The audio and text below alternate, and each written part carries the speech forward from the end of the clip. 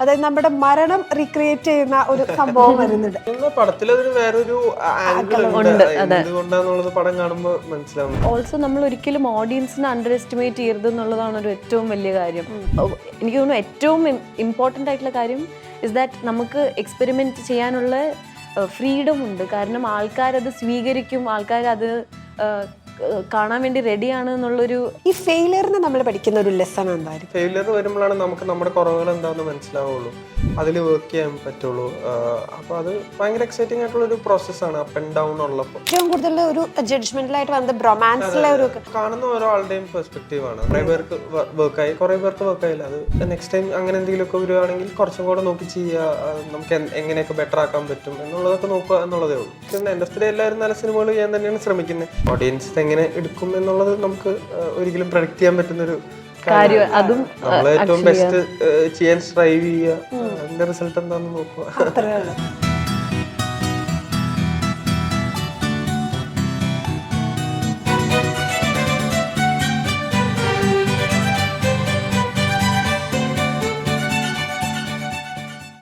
Hello everyone, സുഖമാണോ? സുഖമാണ് സിനിമയുടെ വിശേഷങ്ങളുമായി നമ്മുടെ കൂടെ Mathew and Devika. Hello. Hi. നമ്മൾ ഈ സുഖമാണോ എന്ന് ചോദിക്കുന്ന സമയത്ത് സുഖം അല്ലെങ്കിലും സുഖമാണ് എന്ന് പറയാറുണ്ട്. അതിന്റെ പുറകിലുള്ള ഒരു സംഭവം ചിന്തിച്ചിട്ടുണ്ടോ? കാരണം ഇപ്പൊ നമ്മള് നെഗറ്റീവായിട്ടൊക്കെ ഇരിക്കുമായിരിക്കും, എന്നാലും സുഖമാണോ എന്ന് ചോദിക്കുമ്പോ അപ്പൊ അത് ഓപ്പൺ ആയിട്ട് സുഖം അല്ല എന്ന് പറയുന്നതിനെ കുറിച്ച്. അല്ല, അത് ജനറലി ഒരു എല്ലാരും ഇങ്ങനെ ചോദിക്കുന്നവർക്കും ചിലപ്പോ ചോദിക്കുന്നവരും ചുമ്മാ ചോദിക്കുന്നതാവും. അപ്പൊ നമ്മള് ചോദിക്കുന്നവനും ചിലപ്പോ ഒരു വേറെ എന്തെങ്കിലും ഇത് ഉണ്ടാവും. പറയുമ്പോഴും നമുക്ക് വേറെ സുഖം അല്ലെങ്കിൽ പോലും നമ്മള് ഒരു എന്താ പറയുക, ബേസിക് ഒരു മര്യാദയുടെ പുറത്ത് നമ്മള് ചുമ്മാ സുഖമാണ്. അപ്പൊ ഇന്നലെ ജയ്ഷാണ് പറയാം, നമ്മൾ പല രീതിയില് ഇതിനെ ഇത് ചെയ്യാം. സുഖമാണ്, അത് പല പല സുഖമാണെന്ന് നമ്മൾ എങ്ങനെയൊക്കെ പറഞ്ഞാലും പല പല അർത്ഥങ്ങള് ഉണ്ടാവും കേൾക്കുന്നവർക്ക്. അതെ അതെ അതെ. അപ്പൊ എങ്ങനെ വേണമെങ്കിലും അതിനെ ഇത് ചിന്തിച്ചിട്ടുണ്ടോ അങ്ങനെ? അത് ബേസിക്കലി എനിക്ക് തോന്നുന്നു നമുക്കിപ്പോ അഥവാ സുഖം അല്ലെങ്കിലും ഒരാളെ പറഞ്ഞ് മനസ്സിലാക്കിപ്പിക്കുന്നതിനെക്കാട്ടും എളുപ്പമായിരിക്കും ചിലപ്പോ ആ സുഖമാണ്. സുഖം അല്ലാന്ന് പറഞ്ഞ പിന്നെ അടുത്ത ക്വസ്റ്റ്യൻ വരും. അതെ, ചിലപ്പം ഡിപ്പെൻസ് ആരാണ് ചോദിക്കുന്നത് എന്നുള്ളതിനെക്കാട്ടും എന്നുള്ളൊരു റീസണും ഉണ്ടാവും ചിലപ്പം. പക്ഷെ സുഖമാണോ എല്ലാ സമയവും നമ്മൾ ഓണസ്റ്റായി ആൻസർ ചെയ്യുന്ന ഒരു ക്വസ്റ്റ്യൻ അല്ല എന്തായാലും. അതെ അതെ. അല്ല, ഈ പേര് കേൾക്കുമ്പോൾ നമുക്ക് പെട്ടെന്ന് അങ്ങനെ കണക്ട് ചെയ്യാറായിട്ട് പറ്റുന്നുണ്ട്. ഓക്കെ, സിനിമയിലേക്ക് വരികയാണെന്നുണ്ടെങ്കിൽ ഇതിനകത്തൊരു, അതായത് നമ്മുടെ മരണം റീക്രിയേറ്റ് ചെയ്യുന്ന ഒരു സംഭവം വരുന്നുണ്ട്. അതുപോലെ വിയേർഡ് ആയിട്ടുള്ള കാര്യങ്ങൾ നിങ്ങൾ ചിന്തിച്ചിട്ടുണ്ടോ? ഞാനങ്ങനെ ചിന്തിക്കാറില്ല. ഞാൻ ഇങ്ങനെ കുറേ ഒബ്സ്ക്യൂർ ആയിട്ടുള്ള കാര്യങ്ങളെ പറ്റി ഞാൻ ഇങ്ങനെ എന്തെങ്കിലുമൊക്കെ എൻ്റെ തലയിൽ ഇങ്ങനെ ആലോചിച്ചുകൊണ്ടിരിക്കുമായിരിക്കും. ഇങ്ങനെ സ്പെസിഫിക്കലി ഒരു സീൻ ആയിട്ട് എനിക്ക് ഓർമ്മയില്ല. എൻ്റെ നോട്ട്സ് എടുത്ത് നോക്കിയാൽ മനസ്സിലാവും. ഇതൊക്കെ കുറിച്ച് വെക്കും. എന്തെങ്കിലുമൊക്കെ എഴുതി വെച്ചിട്ടുണ്ടാവും. അങ്ങനെ എന്തെങ്കിലും ഭയങ്കര വിയേർഡ് ആയിട്ടുള്ള എന്തെങ്കിലും ചിന്ത വരുമ്പോൾ നോട്ട്സിലുണ്ടാവും. ഓക്കെ, അതങ്ങനെ അങ്ങനെ ക്യാരി ചെയ്യും. ഓക്കെ. ഈ മരിച്ചു കഴിഞ്ഞിട്ടുള്ള കുറെ മറ്റേ റീഇൻകാർണേഷൻ ഇതൊക്കെ എനിക്ക് അതൊക്കെ വായിക്കാൻ ഇഷ്ടം. അപ്പൊ അതിനെയൊക്കെ പറ്റി ഇങ്ങനെ ചിന്തിച്ചിട്ടുണ്ട്. അങ്ങനെ അത് എന്തായിരിക്കും ഇതിന്റെ ഒരു കാരണം പണ്ട് എനിക്ക് തോന്നുന്നു പോസ്റ്റ് ഇൻഡിപെൻഡൻസിന്റെ ഒക്കെ സമയത്തൊക്കെ ഇങ്ങനെ കുറെ ഇൻകാർണേറ്റ് ചെയ്ത കുറെ കഥകളും ഇതൊക്കെ ഭയങ്കര സ്റ്റഡിയൊക്കെ നടന്ന കുറെ സാധനങ്ങളൊക്കെ ഇങ്ങനെ വായിച്ചൊക്കെ പോയിട്ടുണ്ട്. മറ്റേ 9 വയസ്സുള്ള കുട്ടി 8 ഇയർ ഓൾഡ് ആളെ പോലെ സംസാരിക്കുന്നു. എനിക്ക് തോന്നുന്നു ഡെത്ത് ആസ് എ കോൺസെപ്റ്റ് ഭയങ്കര ഇൻട്രീഗിങ് ആലോചിക്കാൻ വേണ്ടി. കാരണം അതിനുശേഷം എന്താ അങ്ങനത്തെ ഉള്ള ഇതുണ്ട്, അങ്ങനെ പല പല അങ്ങനത്തെ ഇതൊക്കെ ചുമ്മാ നോക്കുന്നുണ്ട്. അല്ല, ഈ ഒരു സീൻ വന്നപ്പോ ഇത് കൺവിൻസ്ഡ് ആവോ പ്രേക്ഷകർക്ക്, അങ്ങനെ ചിന്തിച്ചിട്ടുണ്ടോ? കാരണം നമ്മളത് റീക്രിയേറ്റ് ചെയ്യണമെങ്കിൽ അത് അങ്ങനെ സീൻ വേണം എന്ന് പറയുന്ന സമയത്ത്. അല്ല, എനിക്കൊന്ന് പടത്തിൽ അതിന് വേറൊരു ആംഗിൾ ഉണ്ട്, എന്തുകൊണ്ടാന്നുള്ളത് പടം കാണുമ്പോൾ മനസ്സിലാവും ഈ പറഞ്ഞ പോലെ. പിന്നെ ഓൾസോ നമ്മൾ ഒരിക്കലും ഓഡിയൻസിനെ അണ്ടർ എസ്റ്റിമേറ്റ് ചെയ്യരുത് എന്നുള്ളതാണ് ഒരു ഏറ്റവും വലിയ കാര്യം. കാരണം മലയാള സിനിമയുടെ എനിക്ക് തോന്നുന്നു ഏറ്റവും ഇമ്പോർട്ടൻ്റ് ആയിട്ടുള്ള കാര്യം ഇസ് ദാറ്റ് നമുക്ക് എക്സ്പെരിമെൻറ്റ് ചെയ്യാനുള്ള ഫ്രീഡം ഉണ്ട്. കാരണം ആൾക്കാരത് സ്വീകരിക്കും, ആൾക്കാരത് കാണാൻ വേണ്ടി റെഡിയാണ് എന്നുള്ളൊരു കാര്യമുണ്ടല്ലോ. എനിക്ക് തോന്നുന്നു അതാണ് ഏറ്റവും കൂടുതൽ ഇമ്പോർട്ടൻ്റ് ആയിട്ടുള്ള കാര്യം. നമ്മൾ എപ്പോഴാണോ അണ്ടർ എസ്റ്റിമേറ്റ് ചെയ്യുന്നത് അപ്പോഴാണ് തോന്നുന്നു എനിക്ക് മൂവിന്റെ ക്വാളിറ്റി കുറയുന്നത് ഇൻ ജനറൽ. ഇത് അക്സെപ്റ്റ് ചെയ്ത് നമ്മളങ്ങ് ജനറലി വിചാരിക്കും ചിലപ്പോൾ അത് അതുപോലെ തന്നെ വരണമെന്നില്ല അല്ലേ? അല്ല നമ്മൾ ഒരു അല്ല അതിപ്പോ എങ്ങനെ പോയാലും എല്ലാവർക്കും എൻഡ് ഓഫ് ദി ഡേ എല്ലാവരും നല്ല സിനിമകൾ ചെയ്യാൻ തന്നെയാണ് ശ്രമിക്കുന്നത്. ഓഡിയൻസ് എങ്ങനെ എടുക്കും എന്നുള്ളത് നമുക്ക് ഒരിക്കലും പ്രഡിക്ട് ചെയ്യാൻ പറ്റുന്ന ഒരു കാര്യം. നമ്മൾ ഏറ്റവും ബെസ്റ്റ് ചെയ്യാൻ സ്ട്രൈവ് ചെയ്യുക, അതിന്റെ റിസൾട്ട് എന്താന്ന് നോക്കുക. മാത്യു ആണ് നായകൻ എന്ന് അറിഞ്ഞപ്പോൾ ആ ഒരു ഫീലിങ്സ് എങ്ങനെയുണ്ടായിരുന്നു? അല്ല അങ്ങനെ ഞാൻ മാത്രം അല്ല, ദേവികയുടെ സിനിമയിലേക്ക് വരുന്ന സമയത്ത് മാത്യു ആണ് നായകൻ എന്ന് പറഞ്ഞത് ഭയങ്കര എക്സൈറ്റഡ് ആയിരുന്നു മാത്യുയുടെ കൂടെ വർക്ക് ചെയ്യാൻ വേണ്ടി. മാത്യുയുടെ പടങ്ങളൊക്കെ കണ്ട് എനിക്ക് ഭയങ്കരമായിട്ട് എനിക്ക് പേഴ്സണലി ഇഷ്ടമുള്ള ഒരു ആക്ടർ. നമ്മൾ കണ്ടോണ്ടിരിക്കുക കുമ്പളങ്ങി നൈറ്റ്സ് മുതൽ ഇങ്ങനെ അങ്ങനെ വളർന്നു വരുന്നത് നമ്മളെ എന്തോ ബൈ 2 months. ഓക്കെ, ഫസ്റ്റ് സിനിമയിൽ വന്നിട്ട് അത് കഴിഞ്ഞ് 2 മാസം കഴിഞ്ഞ് തിരിച്ച് എങ്ങനെ നമ്പർ ഓഫ് മൂവീസ് ആണ് നമ്മൾ സീനിയോറിറ്റി എടുക്കുന്നത്. അല്ല, നമ്മൾ മാത്യുവിന്റെ ഒരു കരിയർ നമ്മളിങ്ങനെ ഇപ്പൊ കുമ്പളങ്ങി നൈറ്റ്സ് കഴിഞ്ഞു, അത് കഴിഞ്ഞ് ഇങ്ങനെ സിനിമകൾ നമ്മുടെ മുന്നിൽ ഇങ്ങനെ കണ്ടോണ്ടിരിക്കുകയാണ് ആ വളർച്ച. അതുകൊണ്ടാണ് ഈസിലി അത് കണക്ട് ചെയ്യാൻ പറ്റി, അതുകൊണ്ട് ചോദിച്ചതാ. എന്നാ ചോദ്യം ഞാൻ ഇവിടെ ചോദിക്കുന്നു. അല്ല ഞാൻ ഡെഫിനറ്റ്ലി പറഞ്ഞ പോലെ ഞാൻ പ്രകാശനൊക്കെ ഇറങ്ങുന്ന സമയത്ത് തന്നെ ഫഹദ് അപ്പൊ അങ്ങനെ ഭയങ്കര excited. Sathyan sir, Sreenivasan sir എഴുതുന്നു. അപ്പൊ അത് ഭയങ്കര എക്സൈറ്റഡ് ആയിട്ടുള്ള സിനിമയായിരുന്നു. ഭയങ്കര രസമുള്ളൊരു സിനിമയാണല്ലോ. എസ്പെഷ്യലി അവർ ക്യാരക്ടർ, ഇവർ രണ്ടുപേരുടെയും ബോണ്ടിങ് ആണല്ലോ സിനിമ ഭയങ്കര രസമായിട്ട് കൊണ്ടുപോകുന്നത്. അപ്പൊ പറഞ്ഞാല് ഭയങ്കര രസമായിരുന്നു. എനിക്ക് വർക്ക് ചെയ്യാൻ പറ്റില്ല. ഞങ്ങൾ ഈ സെറ്റിലാണ് ആദ്യമായിട്ട് മീറ്റ് ഒക്കെ ചെയ്യുന്നത്. മുമ്പ് അറിയില്ല, ജസ്റ്റ് അറിയാം. ഡെഫിനറ്റ്ലി അറിയാം. ഓഫ് ദ പേഴ്സൺ അറിയാം, പക്ഷേ നേരിട്ട് കാണുന്നതൊക്കെ വർക്ക് ഒക്കെ ചെയ്യുന്നത് ആദ്യമായിട്ട്. അപ്പൊ ഭയങ്കര എക്സൈറ്റഡ് ആയിരുന്നു, ഭയങ്കര രസമായിരുന്നു ചെയ്തപ്പോഴായിരുന്നു. ഓക്കെ, ഞാൻ പ്രകാശൻ ഇപ്പൊ കുറച്ച് ഗ്യാപ്പ് വന്നു സിനിമയിലേക്ക്. എന്ത് പറ്റിയതാ? പഠിക്കാനൊക്കെ? ഞാൻ 10th പഠിക്കുമ്പോഴായിരുന്നു ഞാൻ പ്രകാശൻ. അപ്പോ അത് കഴിഞ്ഞ് ഞാൻ സ്കൂളിൽ നിന്ന് ഒരു 1 month ലീവ് എടുത്തിട്ടാണ് പോണത് ഇതിനു വേണ്ടി. അപ്പം ആ സപ്പോർട്ട് ഉള്ളത് കൊണ്ട് മാത്രം എൻ്റെ പ്രിൻസിപ്പൽ അപ്പം ചന്ദ്രൻ സാർ അപ്പം തന്ന സപ്പോർട്ടാണ് ആക്ച്വലി. അവർക്ക് പറയുമായിരുന്നു, ഈസിലി അവർക്ക് പറയുമായിരുന്നു 10th 1 മാസം ലീവ് എടുത്ത് പോകാൻ സമ്മതിക്കൂല എന്ന് പറഞ്ഞിട്ടുണ്ടായിരുന്നെങ്കിൽ നത്തിങ് വുഡ് ഹാവ് ഹാപ്പൻഡ്. അത് കഴിഞ്ഞ് പിന്നെ മകൾ സത്യൻ സാറിന്റെ കൂടെ തന്നെ മകൾ ജയറാം സാറും മീര മാമിന്റെ കൂടെ. പിന്നെ അങ്ങനെ ഇന്റൻഷനലി എടുത്ത ബ്രേക്ക് അല്ല, എന്തായാലും പഠിക്കണം എന്നുണ്ടായിരുന്നു. ചെറുതാകുമ്പോഴേ എനിക്ക് പഠിക്കാൻ ഇഷ്ടമല്ല. The concept of being a student, സ്റ്റുഡൻസിന്റെ കൂടെ ഇന്ററാക്ട് അല്ലല്ല, എനിക്ക് തോന്നുന്നു ലോട്ട് ഓഫ് ഗ്രോത്ത്. കുറെ നമ്മൾ വിചാരിക്കുന്നതിനെക്കാട്ടും ഗ്രോത്ത് ഹാപ്പൻസ് ക്ലാസ് റൂമിൽ പഠിക്കുന്ന കാര്യങ്ങളിലല്ല, നമ്മൾ ഇന്ററാക്ട് ചെയ്യുന്നതിലും നമ്മൾ ഫോം ചെയ്യുന്ന ന്യൂ റിലേഷൻഷിപ്സിലും നമ്മൾ ടീച്ചേഴ്സിൻ്റെ അടുത്തിലും. അപ്പം I have no regrets about studying more. കാരണം എനിക്ക് തോന്നുന്നു എന്നെ ആസ് എ പേഴ്സൺ കുറേ ഷേപ്പ് ചെയ്യാൻ വേണ്ടി സഹായിച്ചത് മോർ ദൻ സിലബസും കോഴ്സിനെയൊക്കെ കാട്ടും ആൾക്കാരുടെ അടുത്തുള്ള ഇൻട്രാക്ഷൻസും അവിടുന്ന് ഞാൻ ഫോം ചെയ്ത ഫ്രണ്ട്ഷിപ്സും വേറെ ഡൈനാമിക്സും വേറെ അവിടുന്ന് ചെയ്യുന്ന എക്സ്ട്രാ ആക്ടിവിറ്റീസും അതൊക്കെ എനിക്ക് തോന്നുന്നു എന്നെ ഭയങ്കരമായിട്ട് ആസ് എ പേഴ്സൺ ഡിഫൈൻ ചെയ്ത് കുറേയൊക്കെ ഷേപ്പ് ചെയ്ത്. എനിക്കൊന്നും അറിയില്ലായിരുന്നു. ഞാൻ കോഴിക്കോട് നിന്ന് ഞാൻ പോകുമ്പോഴത്തേക്ക്, ഞാൻ ബാംഗ്ലൂർ ആദ്യമായിട്ട് 17-18 വയസ്സാകുമ്പോഴത്തേക്ക് പോകുമ്പോഴത്തേക്ക് I new nothing of the world. I new nothing. എനിക്ക് ഒന്നിനെ പറ്റിയും സംസാരിക്കാനോ അങ്ങനെ മിണ്ടുമായിരിക്കും, പക്ഷെ ഇപ്പോഴും ഞാൻ പറയുന്നില്ല എനിക്ക് എല്ലാ കാര്യങ്ങളും അറിയാം, അങ്ങനെയല്ല. കുറെ ചേഞ്ചസ് വന്നിട്ടുണ്ട്. കുറെ നമ്മളെ തന്നെ പഠിക്കും, മനസ്സിലാക്കും. ആ അൺകംഫർട്ടബിൾ ആയിട്ടുള്ള ന്യൂസ് എൻവയൺമെന്റ്സിലൊക്കെ പോകുമ്പോൾ. അപ്പം education has always been a very big priority of mine. ഇപ്പം ഞാൻ മാസ്റ്റേഴ്സ് ചെയ്യുക, കുറച്ച് നാൾ കഴിഞ്ഞാൽ മാസ്റ്റേഴ്സ് കഴിയും. അത് കഴിഞ്ഞ് ഇനിയും പഠിക്കണം എന്നാണ് എനിക്ക്. പക്ഷെ അത് കഴിഞ്ഞിട്ട് കുറച്ച് നാൾ മൂവീസിലൊക്കെ ഫോക്കസ് ചെയ്ത് പിന്നെ കുറച്ച് നാൾ കഴിഞ്ഞ് ഇനിയും പഠിക്കുമായിരുന്നു. സിനിമ പഠിക്കണമെന്നാണോ അതോ? ഞാൻ മീഡിയ ആണ് പഠിക്കുന്നത്. അണ്ടർ ഗ്രാഡിൽ 3 ഡിഗ്രി ഒരുമിച്ചാണ് ചെയ്തത്. അപ്പം media and communications, English, psychology, അത് 3 ചെയ്തു. മാസ്റ്റേഴ്സ് ചെയ്യുമ്പോൾ ഇപ്പം അഡ്വർടൈസിങ്, കോർപ്പറേറ്റ് കമ്മ്യൂണിക്കേഷൻസ് ഒക്കെയാണ് ചെയ്തത്. സിനിമയുടെ ആക്സിലറി കാര്യങ്ങൾ പഠിക്കാൻ ഭയങ്കര രസമാണ്. സൈക്കോളജി ഒക്കെ പഠിക്കുമ്പോൾ, മീഡിയ സൈക്കോളജി ഒക്കെ പഠിക്കുമ്പോൾ ഇറ്റ്സ് വെരി ഇൻട്രസ്റ്റിംഗ്. ആഡ്വർടൈസിങ് പഠിക്കുമ്പോൾ ഭയങ്കര ഇൻട്രസ്റ്റിംഗ് ആണ്. കുറേ മൂവി ബേസ്ഡ് ഡിസ്കഷൻസും ഈ മീഡിയ റിലേറ്റഡ് കോഴ്സ് ആയതുകൊണ്ട് നമുക്ക് ഫിലിം മേക്കിങ്ങിനെ പറ്റിയും ഫിലിംസിനെ പറ്റിയും how films have shaped the world, അതും എത്രത്തോളം സിനിമകൾ ലോകത്തിൻ്റെ ഒരു ലെൻസാണെന്നുള്ള കാര്യം, അത് ഒരുപാട് ഭയങ്കര ഇൻട്രസ്റ്റിംഗ് ആണ് ആക്ച്വലി വായിക്കാനും അറിയാനും ഒക്കെ പറ്റി. അപ്പം I am just very grateful. ആ കൂടെ അന്ന് എന്നെ സ്കൂളിൽ പഠിക്കുമ്പം എന്നെ സാറ് വിട്ടതുകൊണ്ട്, പിന്നെ കോളേജ് പഠിക്കുമ്പോൾ എൻ്റെ HOD എന്നെ വിട്ടതുകൊണ്ട്, മാസ്റ്റർ പുതിയ HOD എന്നെ വിട്ടതുകൊണ്ട്, പാരലലി എന്തൊക്കെ ചെയ്യാൻ പറ്റിയിട്ടുണ്ടോ ചെയ്തിട്ടുണ്ട്. പിന്നെ ബ്രേക്കിനെക്കാട്ടും കോവിഡൊക്കെ വന്ന ആ സമയത്ത് ഒരു ലള്ളുണ്ടായി. പിന്നെ ഇപ്പോഴും കുറെ നാൾ കത്തനാരുടെ ഷൂട്ട് ഉണ്ടായി, പക്ഷെ പോസ്റ്റ് നടന്നുകൊണ്ടിരിക്കുന്നതുകൊണ്ടാണ് അതുകൊണ്ട് ഭയങ്കര ഒരു ഗ്യാപ്പ് ഉള്ള പോലെ തോന്നണേ. അപ്പൊ എന്റെ ഫ്രണ്ട്സ് ഒക്കെ പറയും, ഇവള് ഈ പണിക്ക് പോകണ്ടല്ലോ എവിടെ, ബിക്കോസ് കത്തനാർ കുറെ മുന്നേ ഞാൻ UG ആയപ്പം സ്റ്റാർട്ട് ചെയ്തത്.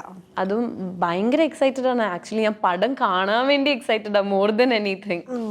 നമ്മളെല്ലാരും വെയിറ്റ് ചെയ്തിരിക്കുന്ന ഒരു മൂവി തന്നെയാണ് അതെ. അത് ഇറ്റ്സ് ഇൻസെയിൻ. എത്രത്തോളം നമ്മൾ ആഗ്രഹിക്കുന്ന കാര്യങ്ങൾ ചിലപ്പോൾ നമ്മളെടുത്ത് വരുന്നുള്ള. ഞാൻ ഫസ്റ്റ് ഞാൻ പ്രകാശൻ കഴിഞ്ഞ ഇന്റർവ്യൂസ് ഒക്കെ ആകുമ്പോഴത്തേക്ക് ആൾക്കാരൊക്കെ ചോദിക്കുമായിരുന്നു എങ്ങനത്തെ ക്യാരക്ടർ ചെയ്യാനാ ഇഷ്ടം. ഇന്റർവ്യൂസിലൊക്കെ ചിലപ്പോൾ എന്ത് ക്യാരക്ടറാ. അപ്പോൾ ഞാൻ ചെറിയ കുട്ടിയല്ലേ, അപ്പം എനിക്ക് പ്രിൻസസ് ആയി ചെയ്യാൻ ഇഷ്ടമാണ്.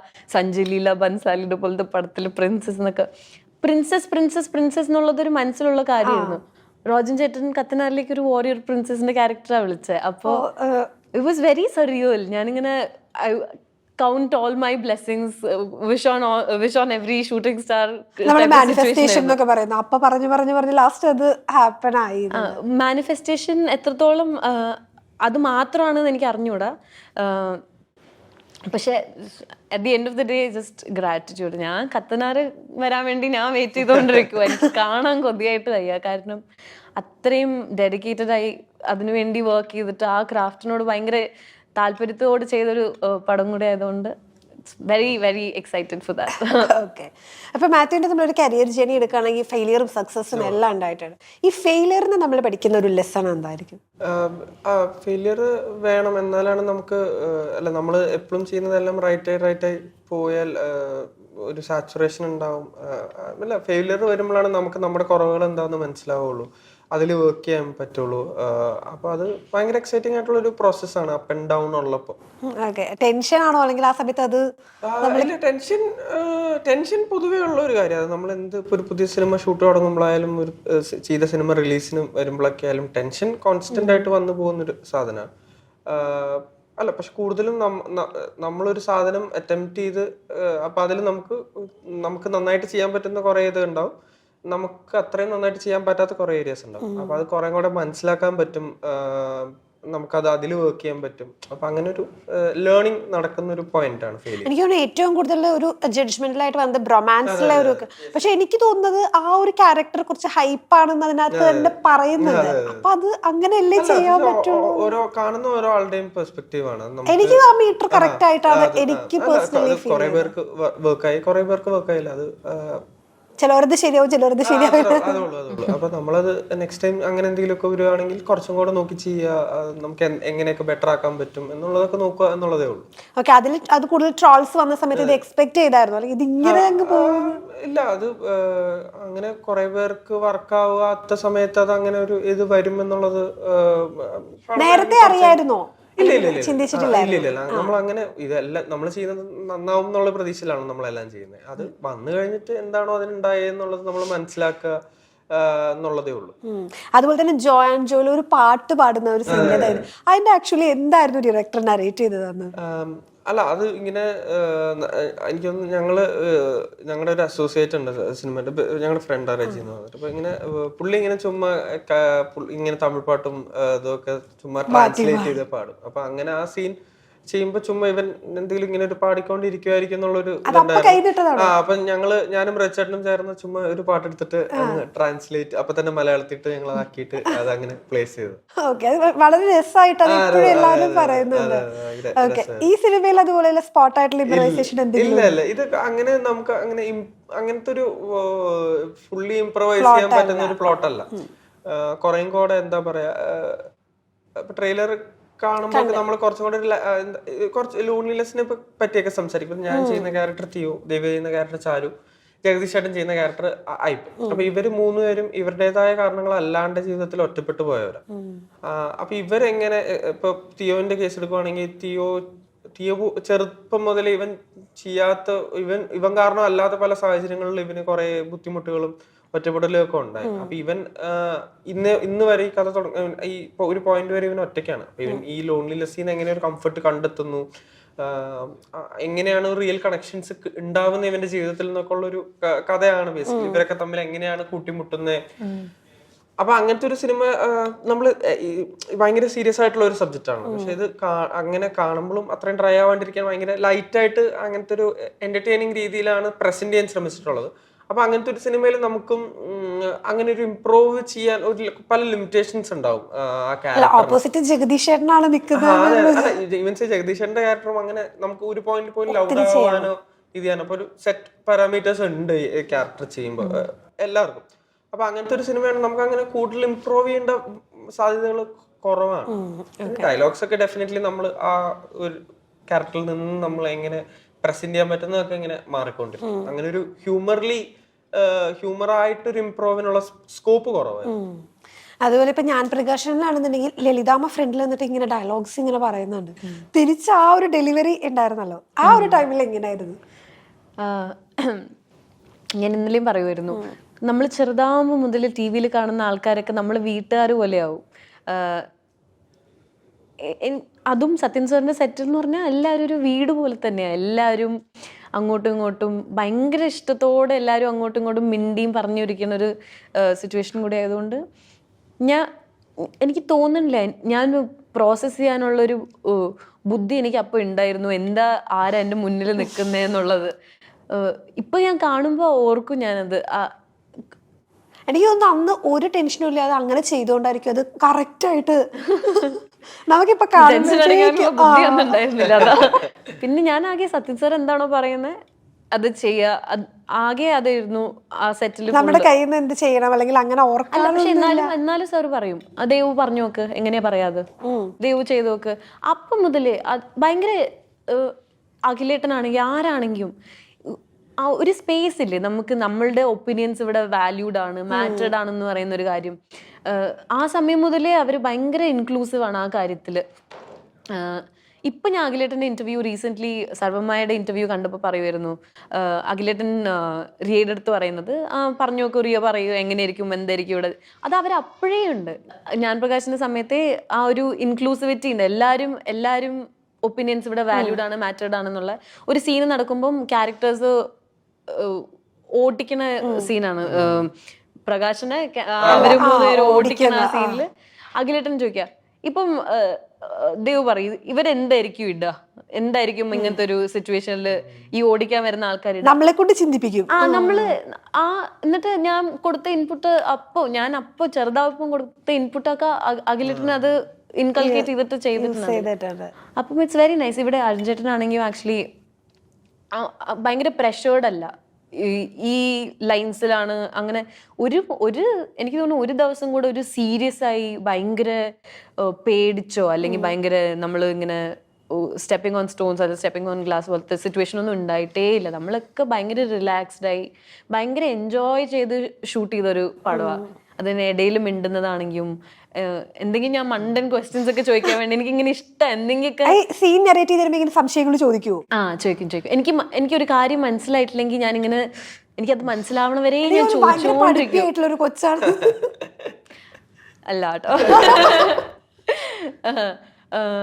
ക്യൂരിയോസിറ്റി കൂടുതലാ. അപ്പൊ അതിന്റെ പ്രശ്നം നല്ലതാണല്ലോ. നമ്മള് മാത്യുവിനോട് ഇങ്ങനെ ചോദിക്കുമായിരുന്നോ ഇങ്ങനെ ഒരു സീൻ ജനറലി ക്വസ്റ്റ്യൻസ് ചോദിക്കുമ്പോ എന്തെങ്കിലും ഹൈപ്പോതെറ്റിക്കൽസ് ഒക്കെ ക്യൂരിയോസിറ്റി നല്ലതാണല്ലോ. നമുക്ക് പൊതുവെ കൗതുക ലേശം കൂടുതലാണ്. അപ്പം അരുൺചേട്ടൻ ഞാൻ ഇങ്ങനെ പെസ്റ്റർ ചെയ്തുകൊണ്ടിരിക്കും. പക്ഷെ അരുൺചേട്ടൻ ഇതെന്താ ഇങ്ങനെ, ഇത് എനിക്ക് മനസ്സിലായില്ല, ഇതെന്താ ഇങ്ങനെ അങ്ങനെ എനിക്ക് മനസ്സിലാവണ വരെ എനിക്ക് അത് മനസ്സിലാക്കി. അതും ഐ എം സോ ഗ്രേറ്റ്ഫുൾ. ഞാൻ വർക്ക് ചെയ്ത എല്ലാവരും അങ്ങനത്തെ എൻ്റെ ഡൗട്ട്സിനൊക്കെ എപ്പോഴും ക്ലിയർ ചെയ്യാൻ വേണ്ടി എപ്പോഴും ഹെൽപ്പ് ചെയ്യുക മാത്രമേ ചെയ്തിട്ടുള്ളൂ. ആരും ഇതുവരെ അങ്ങനെ ദേഷ്യപ്പെട്ടിട്ടോ ഇത് മനസ്സിലായില്ലേ അങ്ങനെയൊന്നും ആരും ചോദിച്ചിട്ടില്ല. It was very nice. പിന്നെ ഓരോ മണ്ടൻ ക്വസ്റ്റ്യൻസ് ഉണ്ടാവും കേട്ടോ ചോദിക്കാൻ വേണ്ടി. ഭയങ്കര എന്തോ ഒരു കോൺവെർസേഷൻ ഐ റിമെമ്പർ, നമ്മൾ എല്ലാരും കൂടെ we were sitting and having. കൊറേ കൊറേ ഉണ്ട്. ഇല്ല, ഇൻക്ലൂഡിങ് ജഗദീഷേട്ടനൊക്കെ ആയാലും നമ്മൾ ചിലപ്പോ പറഞ്ഞ പോലെ ഭയങ്കര സീരിയസ് ആയിട്ടുള്ള കാര്യമൊന്നും ആയിരിക്കില്ല സംസാരിക്കുന്നത്. അപ്പൊ ജഗദീഷേട്ടനും ഭയങ്കര നമ്മുടെ കൂടെ ഇൻവോൾവ് ചെയ്യും. നമ്മളെക്കാളും എനർജി ജഗദീഷേട്ടനാണ്. ഭയങ്കര ഐ റിമെമ്പർ അന്ന് നമ്മൾ ഡിസ്കസ് ചെയ്ത് എന്താ അറിയോ, would you not cheat because of morality or because of love? അതായിരുന്നു അന്ന് നമ്മള് എന്തായിരുന്നു നിങ്ങളുടെ ഒരു കൺക്ലൂഷൻ ഒപ്പീനിയനിൽ വന്നതില്ല? ഇല്ല, വേരിഡ് ആണ്. നമ്മുടെ ഒപ്പീനിയൻ എന്താണോ സംസാരിച്ചപ്പോഴത്തേക്കും അതെ, ഷോർട്ട് ആകുമ്പോഴത്തേക്കും പോകണല്ലോ. അത് ഇങ്ങനത്തെ ക്വസ്റ്റ്യൻസ് ഒക്കെ എനിക്ക് തോന്നുന്നില്ല ഒരു ഫൈനൽ ഒരു സൊല്യൂഷന് വേണ്ടിയാണ് നമ്മൾ മിണ്ടുന്നതെന്ന്. നമ്മൾ ഈ കോൺവെർസേഷനിൽ കൂടിയാണ് കുറേ കാര്യങ്ങളൊക്കെ നമുക്ക് മനസ്സിലാവുന്നതും. നമുക്ക് നല്ല രസമാണ് ഇങ്ങനെ മിണ്ടിക്കൊണ്ടിരിക്കാൻ വേണ്ടി.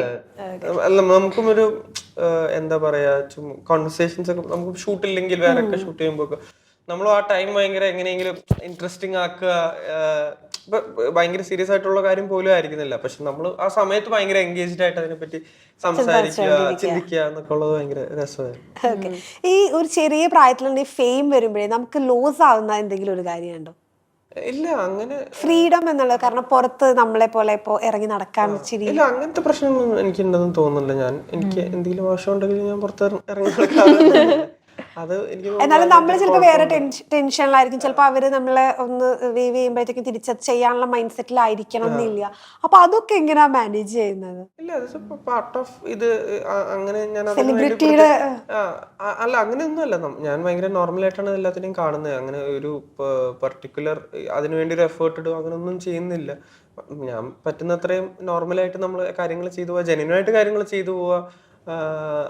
ഇപ്പൊ നമുക്ക് എന്തെങ്കിലും ബുദ്ധിമുട്ടാണെങ്കിൽ അത് മനസ്സിലാക്കുക. ഇപ്പൊ എന്തെങ്കിലും ആരെങ്കിലും ചോദിക്കുകയാണെങ്കിൽ നമുക്കത് ബുദ്ധിമുട്ടാണെങ്കിൽ അത് അവരുടെ അടുത്ത് പറയാം. നമുക്ക് ഇന്നത് കൊണ്ട് അത് ബുദ്ധിമുട്ടാണെന്ന് പറയുക എന്നുള്ളതേ ഉള്ളൂ. അങ്ങനെ എനിക്ക് അങ്ങനെ ഒരു ബുദ്ധിമുട്ടായിട്ട് തോന്നുന്നില്ല. എന്താ പറയാ, ഇപ്പൊ ചില കാര്യങ്ങൾ നമുക്ക് ഇത് കുറെ പേര് ആഗ്രഹിക്കുന്നതാണ്. അപ്പൊ നമുക്ക് ഇത് കിട്ടുമ്പോൾ ചിലപ്പോൾ ചില കാര്യങ്ങൾ കിട്ടുന്നില്ല, പക്ഷെ നമ്മൾ ഇതിൽ ഭയങ്കര ഹാപ്പിയാണ്. അപ്പൊ ഇത് കാരണം പോയ കുറെ കാര്യങ്ങൾ ആലോചിച്ച് നമ്മൾ വിഷമിക്കുന്നില്ല. ഇത് കിട്ടിയതിന് ഗ്രേറ്റ്ഫുൾ ആവുക, നന്ദി പറയുക എന്നുള്ളൊരു ഇതാണ്. നിങ്ങൾ തമ്മിലുള്ള പ്രണയം ഇതിനകത്ത് വരുന്നുണ്ടല്ലോ അല്ലെ? യൂഷ്വൽ ലവ് അല്ല. നീ പറഞ്ഞ ഒരാൾക്ക് ഇഷ്ടപ്പെട്ട് അവരെ തമ്മിൽ സംസാരിച്ച് പിന്നെ അതൊരു ഇഷ്ടത്തിട്ട് മാറുക, അങ്ങനത്തെ ഒരു ഇതല്ല. കുറച്ചും കൂടെ ലവ് സ്റ്റോറി അല്ല, സർക്കംസ്റ്റാൻസ് കൊണ്ട് കൂടുതലും നമുക്ക് എന്താ പറയുക, അവർക്കൊരു കണക്ഷൻ വരുന്നതാണ്.